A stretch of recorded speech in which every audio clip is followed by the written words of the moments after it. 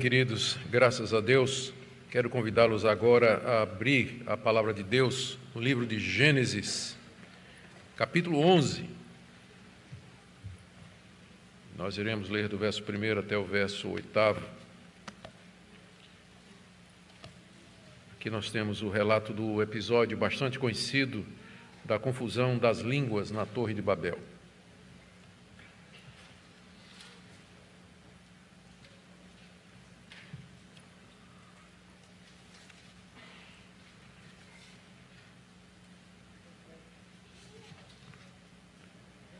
Ouçamos a leitura. Em toda a terra havia apenas uma língua e uma só maneira de falar. Os homens partiram do Oriente e encontraram uma planície na terra de Sinar e habitaram ali. E disseram uns aos outros: venham, vamos fazer tijolos e queimá-los bem. Os tijolos lhes serviram de pedra e o betume de argamassa. Disseram: venham, vamos construir uma cidade e uma torre cujo topo chegue até os céus. E tornemos célebre o nosso nome, para que não sejamos espalhados por toda a terra. Então o Senhor desceu para ver a cidade e a torre que os filhos dos homens estavam construindo. E o Senhor disse: eis que o povo é um, e todos têm a mesma língua. Isso é apenas o começo. Agora não haverá restrição para tudo o que planejam fazer. Venham, vamos descer e confundir a língua que eles falam, para que um não entenda o que o outro está dizendo. Assim o Senhor os dispersou dali pela superfície da terra, e pararam de edificar a cidade. Por isso a cidade foi chamada de Babel, porque ali o Senhor confundiu a língua de toda a terra, e dali o Senhor os dispersou por toda a superfície dela. Até aqui o verso 9, a leitura da palavra de Deus. Oremos mais uma vez, queridos, dessa feita pela iluminação do Espírito Santo. Diante da Tua palavra, Senhor, pedimos que Teu Espírito, que a inspirou, também nos ilumine na compreensão do seu significado, da sua aplicação para os nossos dias. Dê que a exposição da Tua palavra traga luz, abre os nossos olhos para vermos as maravilhas da Tua lei. É o que nós te pedimos, em nome de Jesus. Amém. Amados, no capítulo anterior nós vimos o catálogo das nações, que é todo o capítulo 10 do livro de Gênesis, que é aquele registro que Moisés fez de como as nações se espalharam por toda a terra a partir dos 3 filhos de Noé, Sem, Cã e Jafé. Moisés queria também mostrar como o mandato de Deus para que a humanidade se multiplicasse e enchesse a terra estava se cumprindo. E Moisés também tinha um outro objetivo, que era mostrar a origem daqueles povos que eram inimigos dos israelitas e que durante toda a sua história haveriam de se opor a eles.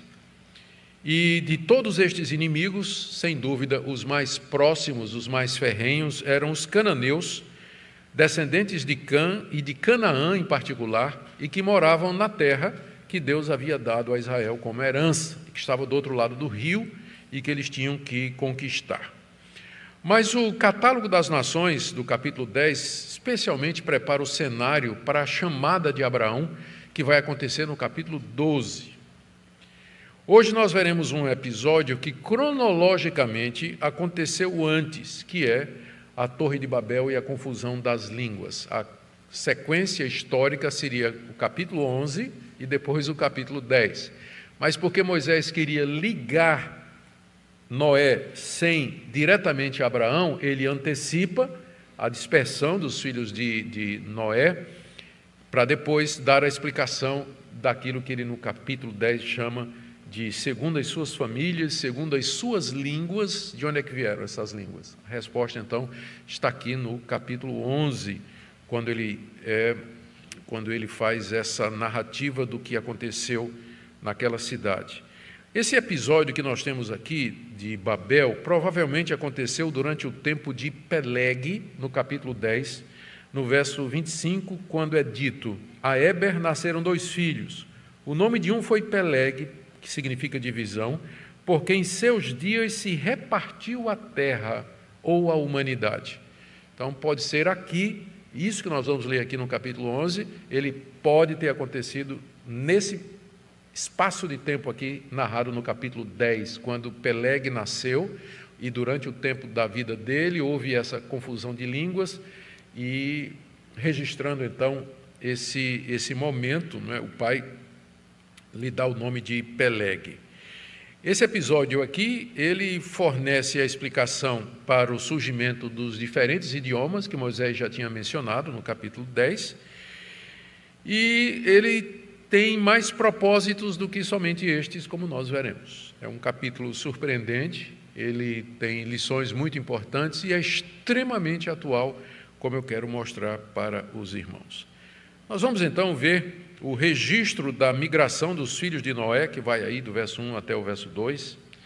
Depois, a decisão dos homens de fazer uma ordem mundial centrada na autonomia humana, que vai do verso 3 até o verso 4. Depois, a avaliação que Deus fez do que os homens estavam fazendo e o seu juízo. E do verso 8 até o verso 9, Deus espalha esses homens por toda a superfície da terra. E nós terminaremos com algumas aplicações. Em primeiro lugar, então, o registro que Moisés faz da migração dos filhos de Noé, versos 1 a 2. Em toda a terra havia apenas uma língua e uma só maneira de falar. Os homens partiram do Oriente, encontraram uma planície na terra de Sinar e habitaram ali. Em toda a terra havia apenas uma língua e uma só maneira de falar. Moisés aqui está se referindo àquele tempo quando os filhos de Noé saíram da arca e começaram a se espalhar pelo mundo novo. Todos eles falavam aquela mesma língua que era falada por Adão e que era falada antes do dilúvio, que continuou a ser falada depois do dilúvio. Não sabemos que língua era essa. Literalmente, está dito aqui, quando fala que em toda a terra havia apenas uma língua e uma só maneira de falar, literalmente quer dizer usavam as mesmas palavras, ou seja, tinham o mesmo vocabulário, porque a gente sabe que dentro da mesma língua existem variações, não é? E sotaque, e ênfases e vocabulários específicos dependendo da região, mas a expressão hebraica significa não somente que eles falavam a mesma língua, mas que eles usavam as mesmas palavras, era o mesmo vocabulário que era usado. A partir, então, depois dessa constatação, dessa declaração aí, que vai nortear tudo o que acontece depois, Moisés registra a migração dos filhos de Noé a partir do Oriente. Verso 2, eles partiram do Oriente, se você olhar no mapa, é mais ao norte do lado direito. Então, a migração veio de lá, do lado direito, para o esquerdo, você olhando no mapa. E essa migração dos filhos de Noé compreendia os descendentes de todos os 3 filhos de Noé, Sem, Cão e Jafé. Eles tinham permanecido juntos, em vez de se separarem e se espalharem, como Deus tinha dito. Talvez porque os laços de sangue e a mesma língua os mantinham juntos, por segurança, por amizade, familiaridade, questão de casamento. E nessa migração deles, saindo lá do norte, descendo para o lado esquerdo, do oriente para o ocidente, nessa migração deles, eles chegam a uma planície muito bonita, na região de Sinar. É um vale fértil, regado pelos rios Tigre e Eufrates, que mais tarde nós vamos conhecer como Mesopotâmia. Eles chegaram naquela região muito fértil, uma planície muito propícia, e diz o texto aqui que eles resolveram se estabelecer, eles habitaram ali, eles disseram, é aqui que nós vamos ficar, e com isso, contrariando a ordem de Deus, que eles se espalhassem pela terra toda. Mas ali eles pararam na Mesopotâmia, aquele vale belíssimo ali, regado pelo Tigre e pelo Eufrates. E aí, como se não bastasse isso, eles tomam uma decisão de construir uma cidade e uma torre, que é o que temos aí nos versos 3 e 4, segunda divisão do capítulo. Diz aí o verso 3, que eles disseram uns aos outros, venham, vamos fazer tijolos e queimá-los bem. E depois, no verso 4, venham, vamos construir uma cidade e uma torre cujo topo chegue até os céus. Note que essa foi uma decisão que eles tomaram e eles não consultaram a Deus. Eles disseram uns aos outros, venham, vamos. Aqui a humanidade tomando suas decisões, seguindo os seus rumos, definindo os seus destinos, sem levar Deus em consideração. Isso era possível porque todos eles falavam a mesma língua. Todos se entendiam. Vejam os passos dessa decisão. 2 passos. Primeiro, eles aprenderam a fazer tijolos. Aquela região da Mesopotâmia, ela não tem pedras. Pedras era o que se usava, ou que se usa em Canaã. Canaã há muitas pedras, que eram usadas para fazer as cidades, usadas para fazer as casas e fortalezas, muralhas, mas ali na região do Vale do Eufrates, não, é barro, argila.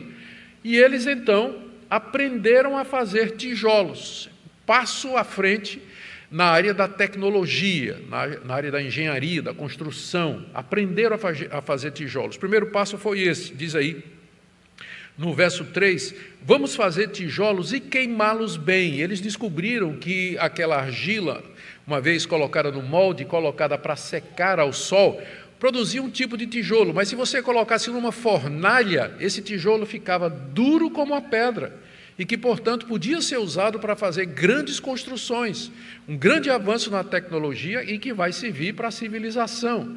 Então, esse foi o primeiro passo. Uma vez que eles se viram capazes, dominando a ciência e a tecnologia, de avançar, eles tomam a segunda decisão de fazer uma cidade, já que agora eles têm as pedras, né, o tijolo, o material necessário para isso. Faltava a argamassa, naturalmente, mas aquela região é muito rica em betume, que é asfalto, brota, né, borbulha da terra. E eles então aprenderam a usar o asfalto no lugar de cimento.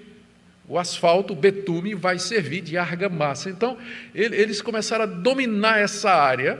E o que é que nos impede de ficar aqui e vamos fazer uma grande cidade, e não somente uma cidade, eles disseram, vamos construir nela uma torre cujo topo chegue até os céus, tão alta que chegue aos céus. Aqui não deve ser entendido literalmente, não é? É claro, eles não tinham a pretensão de construir uma torre tão alta que fosse subindo e chegasse lá no céu. Aqui é uma expressão para dizer que ela fosse o mais alto possível, que se confunda até com as nuvens, ou que chegue o mais alto, a ponto de ser vista por qualquer pessoa que adentre aqui a planície. Seria a torre mais alta que já havia sido feita.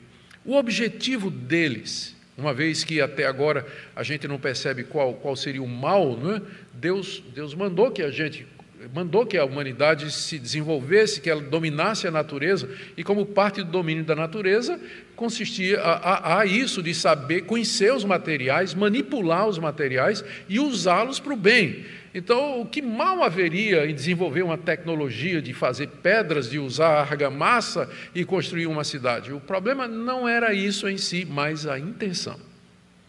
Por que é que eles queriam parar ali, fazer uma cidade e uma torre que chegasse aos céus? São dadas duas razões aqui. A primeira, que está aí no verso 4, diz assim, e tornemos célebre o nosso nome. Vamos tornar o nosso nome célebre. Literalmente, no hebraico, está dito assim, vamos fazer um nome para nós, vamos adquirir um renome para nós, construindo essa cidade, para que nós fiquemos conhecidos como aqueles que fizeram a grande cidade e a grande torre. Em outras palavras, vamos nos organizar aqui, e vamos estabelecer a nossa autoridade, vamos construir uma civilização baseada em nosso poder, em nosso domínio, e vamos nos definir, vamos pegar um nome para nós é que vamos nos definir, em vez de Deus nos definir.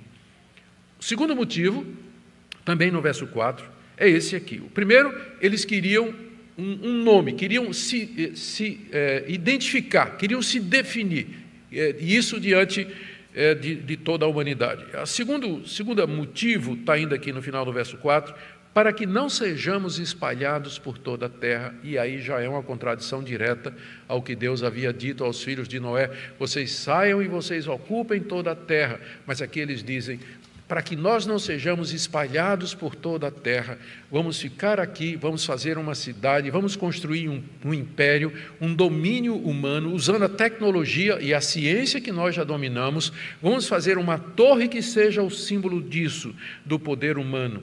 Vamos nos unir e criar uma ordem mundial, seremos um único governo, seremos uma única nação. Soa familiar? Sempre foi assim, gente.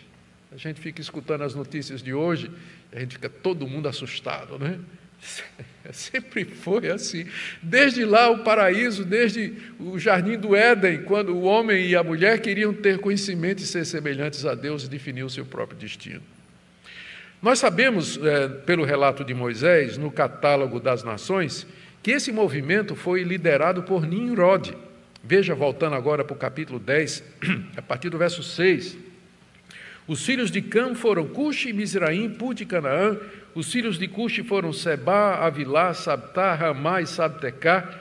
E os filhos de Ramá, Sabá e Dedã. Cuxi gerou Nimrod, que começou a ser poderoso na terra. Foi valente caçador diante do Senhor, daí dizer-se, como Nimrod, poderoso caçador diante do Senhor. O princípio do seu reino foi Babel, que é essa cidade aqui, Ereque, Acade e Calné, na terra de Sinar, ou Mesopotâmia, conforme nós já dissemos. Daquela terra foi para a Síria, etc, etc, etc. Então, o provável líder desse movimento era um descendente de Cã, não de Canaã, mas de Cã, via Cuxi, que era Nimrod, esse poderoso caçador, esse homem de grande fama e de grande autoridade, e ele encaixa bem na descrição que nós temos aqui da Torre de Babel, o desejo dele de construir um domínio, ter um império, uma ordem mundial que fosse baseada na tecnologia, na ciência que eles tinham dominado, aprendido a usar, e que estabelecesse um nome para eles, e Deus está completamente de fora aqui, inclusive abertamente eles desafiam a Deus, dizendo, nós não seremos espalhados pelo mundo como Deus disse. Como eu disse, qual era o problema em si? O que estava errado em construir cidades e torres? No contexto, tudo isso vai contra a ordem divina e as intenções eram profundamente ímpias, conforme nós já vimos aqui. E quanto à torre, nós vamos receber alguma ajuda da arqueologia. As escavações modernas na região da Babilônia, bem como seus escritos antigos, identificam essa torre como um zigurate. Você já deve ter ouvido isso nas aulas de história e geografia, na escola, na universidade.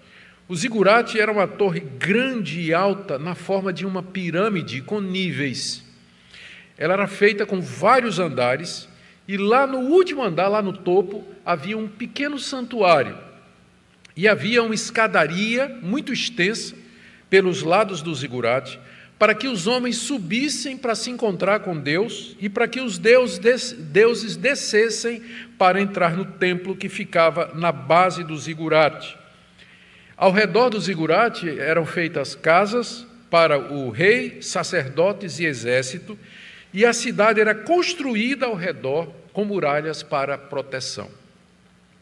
Os zigurates eram muito comuns na antiga Mesopotâmia e Suméria. Ainda hoje nós temos restos desses zigurates e alguns muito bem preservados. E alguns estudiosos acham que o zigurate é o deus Marduk, na Babilônia, que tem 90 metros de altura, pode ter sido a nossa famosa Torre de Babel. É bem provável, então, que essa torre que os homens quiseram construir fosse um dos primeiros zigurates da Babilônia. Os homens haviam rejeitado Deus de uma vez, mais uma vez, haviam inventado deuses, haviam criado religiões, especialmente almejavam ser deuses. Almejavam chegar ao topo dos céus e se tornar como deuses, governar sua história, e a cidade e a torre seria o símbolo do governo humano unificado, em contraste com aquilo que Deus tinha dito: vocês têm que se espalhar e dominar a terra, cultivá-la, dominá-la, conhecer toda a criação. O pecado deles, portanto, em construir a cidade e a torre foi esse aqui. Uma expressão da rebelião que eles tinham no coração contra o Deus verdadeiro, uma afirmação da autonomia humana de poder chegar aos céus pelos seus próprios esforços e conhecimento e assumir o lugar de Deus, fixar o seu nome diante dos homens e garantir a imortalidade deles, formar uma grande cultura, uma civilização centrada no homem, com a ajuda da ciência e da tecnologia, desobedecer à ordem de Deus de se espalhar pela terra e se fixar ali e não encher a terra, e criar esse governo mundial onde o homem fosse o seu próprio Deus. Esse é o pecado de Babel. Esse é o pecado da construção da cidade, esse é o pecado da construção daquela torre. Mas a coisa não para aí. nós lemos aí do verso 5 a 7, que Deus desce para ver o que é que os homens estão fazendo. Até agora Deus não apareceu na narrativa, né? Ele está quieto, só olhando, mas agora é o momento que ele entra em cena. A partir do verso 5, então o Senhor desceu para ver a cidade e a torre que os filhos dos homens estavam construindo. Eles esqueceram quem era o Deus verdadeiro, Criador de todas as coisas e juiz de todos. Esqueceram que eles eram apenas, olha como o texto trata eles, filhos dos homens. Deus desceu para ver o que os filhos dos homens estavam fazendo. É isso que eles eram, filhos dos homens. Eles não eram nem os homens originais, já eram filhos, né? Filhos dos filhos dos filhos. É uma expressão bíblica para designar a condição frágil da raça humana, arrogantes e cegos para o seu estado. E o que eles estavam fazendo e os motivos despertou a atenção de Deus. Então, por isso tem um então aí, não é? Então, o Senhor Deus desceu. Porque lá de cima onde Deus estava, a torre não parecia tão grande assim. Olha a ironia, vamos fazer uma torre que chega aos céus. E Deus lá do céu olhou e disse, eu vou descer para ver, porque daqui de cima eu não estou vendo nada. Não é? Olha a ironia do texto, né? Deus desceu para ver. Eles vão fazer uma torre que chega até os céus. E lá dos céus Deus disse, o que é que eles estão fazendo? Não consigo enxergar. Eu vou dar uma chegadinha mais perto, né?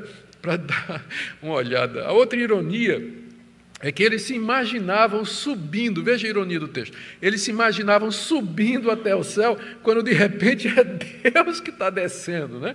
Deus está vindo, Deus saiu do lado de cima e Deus desceu. Claro, nós não vamos entender isso aqui literalmente, né? No sentido de que Deus assumiu uma forma humana e ele desceu e habitou, andou lá no meio das construções e viu. Não, isso é mais um daqueles antropomorfismos que nós encontramos na Bíblia, que são instâncias em que as ações de Deus são descritas como se ele fosse uma pessoa, para que nós possamos compreender. O ponto é que Deus desceu para ver as construções e para ver a cidade e para ver a torre, não é? É uma surpresa, é algo com que os homens não contavam. Eles tinham feito os planos direitinho. Nós vamos fazer tijolo, nós temos a argamassa aqui, está aqui a planta da cidade, o nosso zigurate vai ser até os céus, está planejando, mas não contavam com o fator Deus, né? Não imaginavam que não é bem assim, que há um Deus no controle de todas as coisas e que domina sobre tudo e todos. Diz o texto aí que Deus desceu, ele viu as construções, viu a cidade, a torre, os trabalhos sendo feitos, sondou o coração, está aí no verso 5, e Deus fez uma análise que está aí no verso 6. Eis que o povo é um, e todos têm a mesma língua. Isso é apenas o começo, agora não haverá restrição para tudo o que planejam fazer. A análise de Deus foi, primeiro, que o povo era um, de fato era mesmo, eram todos descendentes de Sem, Cão e Jafé, estavam todos unidos ali. Eles falavam a mesma língua, apesar de serem semitas, camitas e jafetitas, mas eles haviam se unido para se rebelar contra o Senhor Deus, e o fato de falarem a mesma língua permitia que eles estabelecessem esse reinado mundial centrado no homem. Isso era apenas o começo da rebelião do homem contra Deus. A partir da construção da cidade e da torre, eles ficariam encorajados a continuar nos seus planos e o próximo passo seria tirania. Uma vez que não se tem Deus como referencial, uma vez que nós não temos Deus nos definindo como sendo seres criados à sua imagem e semelhança e, portanto, somos iguais, temos valor e dignidade, uma vez que se tem um império, uma ordem mundial baseada no homem, vai prevalecer a lei do mais forte e a tirania e o domínio e a opressão é o próximo passo. E exatamente para evitar que isso acontecesse, Deus resolve interferir. Deus toma uma decisão, como diz aí o verso 7. Venham, vamos descer e confundir a língua que eles falam, para que um não entenda o que o outro está dizendo. Agora é a vez de Deus dizer, venham, vamos, não dá para deixar de perceber a ironia, não é? Logo no início do texto, os homens dizem uns para os outros: venham, vamos fazer tijolos. Depois, tijolos, venham, vamos construir uma cidade. Agora é a vez de Deus dizer: venham, vamos confundir a língua deles. Porque o único vem e vamos que vale é o de Deus. O homem pode se organizar como ele quiser, mas somente Deus torna de fato as suas decisões efetivas. É claro que aqui nós temos mais uma daquelas várias indicações no texto até agora de que o ser de Deus é complexo, de que há mais de uma pessoa no ser de Deus. Porque isso aqui não pode ser dito, não pode ser interpretado como Deus dizendo para os anjos: vamos lá, anjos, vamos lá descer e confundir a língua. O que os anjos têm a ver com isso? Como é que eles não participam do governo divino, nem nas decisões de Deus? E aqui, embora seja muito cedo para a gente trazer a doutrina da Trindade para cá, o texto já vai deixando claro que o ser de Deus ele é complexo, ele não é uma pessoa só na divindade. Mas para que ele possa dizer vamos, não é? Ele está falando com quem? Não é plural majestático, mas Deus está falando com alguém. Então, dentro da divindade, existem pessoas. Lembrando que essa é mais uma das doutrinas bíblicas que vai sendo desenvolvida à medida que o texto bíblico caminha. Deus não revelou a verdade de uma só vez, mas Ele vai primeiro trazendo luz em alguns pontos, e essa luz depois é mais intensa, até que finalmente no Novo Testamento você tem a doutrina da Trindade expressa com muita clareza. No ser de Deus subsistem três pessoas: o Pai, o Filho e o Espírito Santo. Isso vai ficar claro no Novo Testamento. Aqui ainda não é claro, mas já existem essas indicações de que há uma pluralidade de pessoas coexistindo no ser de Deus. Venham, vamos. E a decisão é confundir a língua que eles falavam.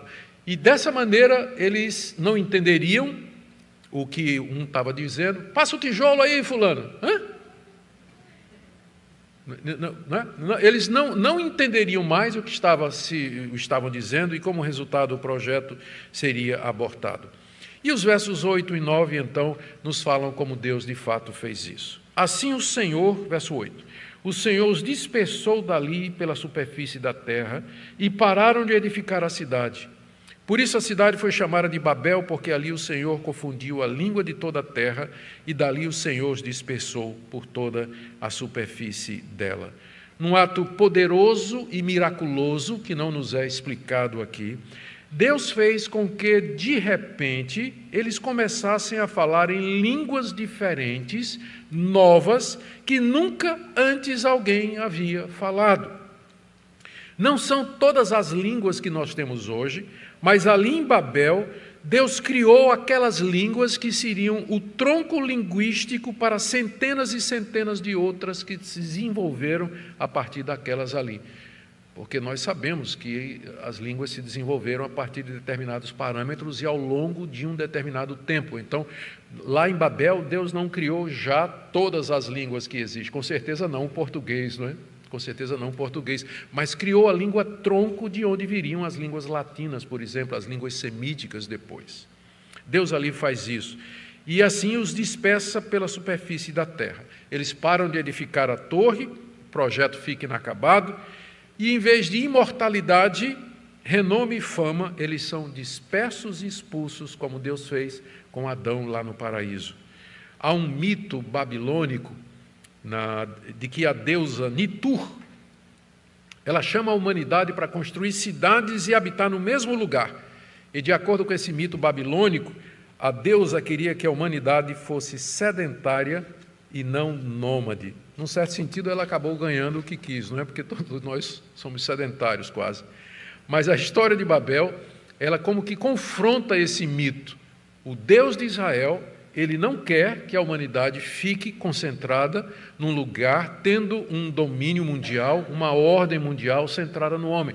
Quer que eles se espalhem pela terra, que se constituam em famílias, que criem civilizações, que desfrutem todo o mundo maravilhoso que ele havia criado.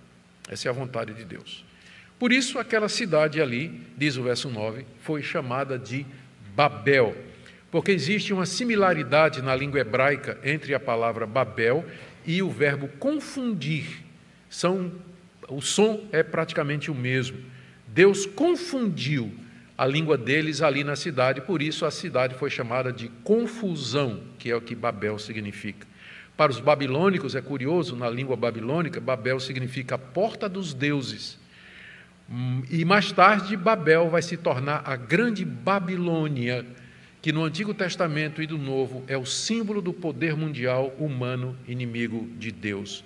E assim Deus reverte o habitaram ali, do verso 2. E esse é o pano de fundo para o catálogo das nações, do capítulo 10, onde nós tínhamos lido a respeito de que os filhos de Noé se espalharam pela terra, cada qual segundo a sua língua, segundo as suas famílias, em suas nações, depois do episódio da Torre de Babel. Muito bem, gente, chegamos aqui então à grande questão, né? O que é que Moisés queria ensinar com essa passagem, além de explicar aos israelitas a origem das línguas tão diversas e distintas faladas pelas nações, pelos povos ao redor de Israel? Creio que Deus queria, primeiro, Moisés queria, mais uma vez, expor diante dos israelitas a natureza humana, coisa que ele faz até aqui, até o capítulo 11, vários eventos. Expor o espírito arrogante e independente do homem depois da queda e mesmo depois do dilúvio. Apesar de todas as oportunidades que Deus deu à humanidade depois da queda e depois do dilúvio, a humanidade continua irremediavelmente voltada para o mal. Noé se embebeda e fica nu dentro da tenda. Caim age de maneira indiscreta e expõe a vergonha do pai. Os descendentes de Cam se tornam violentos, como Nimrod, e agora se unem em rebelião contra Deus, querendo afirmar a autonomia do império humano. Moisés quer lembrar aos israelitas: vocês fazem parte dessa mesma humanidade. A história da humanidade é marcada por rebeliões, desobediências, por confrontos a Deus, por questionamentos de Deus, pela tentativa do homem de ser autônomo e independente de Deus. Esse tipo de civilização e cultura, esse é o tipo de civilização e cultura que os israelitas encontrariam na terra de Canaã. É o segundo ponto aqui. Os povos de Canaã eram como Nimrod, o construtor de Babel e da torre, rebeldes contra Deus, arrogantes, violentos. E eles dominavam a terra que Deus havia prometido dar aos israelitas como herança. Ou seja, quando Israel entrasse na terra prometida, eu sempre tenho que lembrar para vocês o contexto, não é? Que isso aqui, essa história de Babel, Moisés está contando para os israelitas nas planícies de Moabe, do lado de cá do rio Jordão, antes deles atravessarem o rio, sob Josué, para conquistar toda aquela terra. Moisés está preparando os israelitas para o que eles vão encontrar na terra. Não vai ser só um confronto militar, mas vai ser um confronto de ideias, de cultura, de civilização, de cosmovisões. O povo que morava lá é esse povo de Babel. É gente que tem essa cultura de ser autônomo, de viver por si mesmo. Lá na terra havia pequenas cidades-estados, dominadas por reis tiranos, soberanos, que tinham poder de vida e morte sobre os seus súditos, que eram extremamente violentos, que sacrificavam seus filhos aos deuses. Era esse tipo de visão de mundo que eles haveriam de encontrar ali. E a luta não seria somente militar, não era só um conflito bélico, mas um conflito de ideias, um conflito de visão de mundo. Era uma luta cultural que eles haveriam de enfrentar. Por isso que Moisés, quando ele pode, ele expõe o que há realmente no coração do homem, o que é que faz a humanidade funcionar e para onde ela está indo. E aqui então, seria a terceira coisa, o terceiro ponto, Moisés quer mostrar mais um episódio monumental daquele conflito perpétuo que começou lá no jardim entre o descendente da mulher e a descendência da serpente. Deus havia estabelecido uma civilização, uma cultura marcada por sacrifícios, a guarda do descanso, a valorização da vida, o casamento heterossexual e monogâmico, e isso através da linhagem de Sete, Noé e Sem. Mas a cidade e a Torre de Babel eram uma expressão daquela outra civilização, dos descendentes da serpente, dos descendentes de Caim, marcada pela distorção do casamento, pela violência, pelo culto falso e pela busca da autonomia à parte de Deus. Queridos, a história do mundo sempre foi a respeito disso. Esse é o fio que nos ajuda a entender a história da humanidade. O que é que está acontecendo e para onde vamos? É o conflito perpétuo entre o descendente da mulher, Jesus Cristo, e a semente da serpente, Satanás e os seus anjos, e os ímpios, os incrédulos, que são iludidos e enganados. É assim que nós entendemos a história da humanidade. Esse conflito iria continuar na Terra Prometida, quando eles entrassem lá. E por último, Moisés, eu entendo com esse texto, ele quer preparar o caminho para mais um ato de Deus nesse conflito, porque agora, mais uma vez, tudo parece ir por água abaixo. A ideia, depois do dilúvio, pensaríamos que os homens teriam aprendido a lição do juízo de Deus e que eles então haveriam de obedecer a Deus, mas não demora muito e surge Babel, Nimrod, surge a Babilônia, toda essa pretensão de uma ordem mundial baseada na autonomia humana. Parece que a humanidade não tem jeito, mas no capítulo 12, Deus vai começar de novo. Ele vai chamar um homem chamado Abraão. E ele vai fazer uma aliança com esse homem, vai dizer, olha, essa aliança que eu fiz com Sete, Enos, Enoque, com Noé, com Sem, agora eu vou fazer essa aliança com você. A linhagem santa, a linhagem da promessa vai continuar.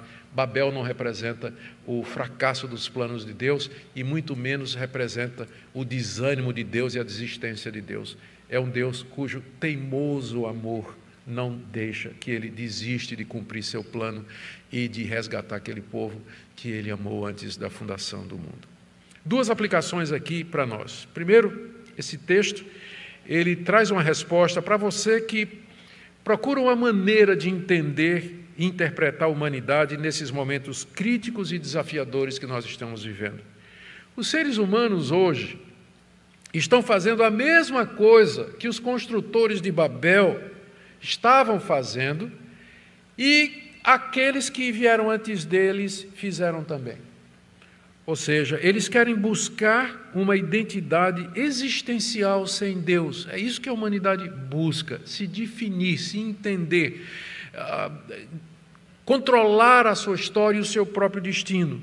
E eles continuam fazendo uso da tecnologia e da ciência para isso. Quando as pessoas ficam hoje assim, hoje a ciência é o novo Deus que vai guiar a humanidade, nós não precisamos de Deus, a ciência dará todas as respostas. A gente olha assim e dá uma risada, para quem não conhece a história. O pessoal pensando que isso é novidade, lê a história de Babel.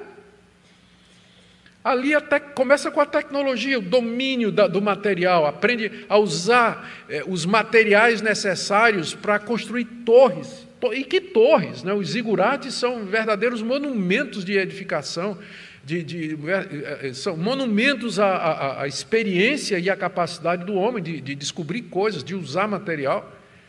Então não é de hoje que o homem manipula a natureza com vias ou com o objetivo de ser o seu próprio Deus, definir o seu próprio destino e estabelecer uma ordem na qual o homem reina supremo e onde Deus não tem lugar. Nós não precisamos de Deus. Ciência, ciência, ciência. Ela é o nosso Deus. A tecnologia vai nos guiar. Ela haverá de nos dar identidade, de nos proteger, de trazer todas as respostas. É isso que a humanidade está fazendo, que sempre fez e que vai continuar fazendo até o surgimento do reino do anticristo. E por último, para você que está temeroso diante dos acontecimentos, do futuro incerto, do crescimento da secularização, da hostilidade contra o cristianismo, há um Deus que está nos céus e que vê e atenta para tudo que os homens estão fazendo, ainda que ele tenha que descer para ver, porque é tudo tão pequeno diante da grandeza dele. E esse Deus está no controle de tudo, e Ele tem o poder para fazer a sua vontade. Basta um pequeno gesto de Deus, e os grandes projetos humanos se desfazem. Deus pode frustrar todo e qualquer projeto humano. E olha, Ele não precisou nem descer fogo do céu, e nem mandar um outro dilúvio para acabar com o projeto de Babel. Ele apenas fez que um certo dia um trabalhador tivesse uma cãibra na língua. Não é? deu uma cãibra na língua. Só. E o grande projeto de Babel ficou inacabado, porque ele é Deus. É Deus. Às vezes a gente fica esperando assim, Deus, o Senhor devia fazer uma aparição, uma manifestação gloriosa, algo assim tremendo, glorioso, que nada, né? Um toquezinho assim, onde a gente menos espera e os projetos humanos caem por terra. Esse é o nosso Deus. Ele está no controle de todas as coisas, pela sua providência Ele governa o mundo, Ele vai fazer com que tudo chegue aonde Ele quer. Em Cristo, essa separação das línguas e dos povos desaparece, porque em Cristo nós somos um. A igreja é descrita no livro de Apocalipse como sendo uma multidão inumerável, composta de pessoas de todas as tribos, nações e línguas.